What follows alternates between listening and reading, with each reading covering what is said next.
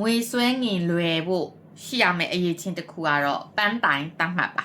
ပန်းတိုင်ရှိခြင်းအပြင်ဥတီချက်ရှိသွားတယ်ဥတီချက်ရှိတဲ့အခါမှာကိုလောက်ရမယ့်အရာတွေကိုရည်ရွယ်ချက်ရှိနဲ့ညံပါပါနဲ့လုံနိုင်စွမ်းအားရှိသွားလို့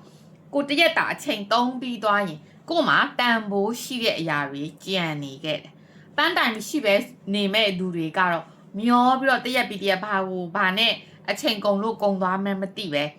ကိုယ့်ရဲ့ကုန်သွားတဲ့အချိန်တွေကိုပြန်ကြည့်လိုက်ကို့အတွက်တန်ဖိုးရှိတဲ့အရာတွေကြံမနေတာကြောင့်အချိန်သာကုန်ပြီးတရက်တာအသက်ကြီးသွားတယ်ဘဝအတွက်အတိတ်ပဲရှိတဲ့အရာတွေမလုံလိုက်နိုင်ပဲဒီတိုင်းပဲကုန်သွား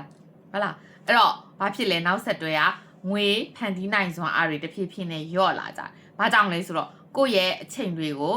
ပန်းတိုင်တတ်မှတ်ပြီးတော့ရည်ရွယ်ချက်ရှိနဲ့လုံနိုင်စွမ်းအားရှိတဲ့သူတွေဖြစ်မနေတာကြောင့်ငွေဆွဲငင်ရခတ်သွားတယ်အဲ့တော့ကိုကငွေဆွဲငင်လွယ်ခြင်းနေဆိုရင်ကိုယ့်ရဲ့တရက်တာကိုပန်းတိုင်တတ်မှတ်ပြီးတော့ကိုဘာတွေလုပ်မယ်